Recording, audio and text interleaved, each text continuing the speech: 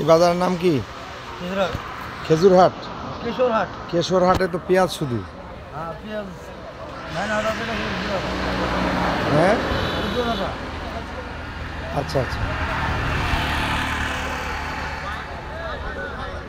এইখানে কত মন পেঁয়াজ হয় ডেলি মানে বাজারে? বাজারে বাজারের দিনে হাটে প্রতিদিন হাট তো 2 দিন।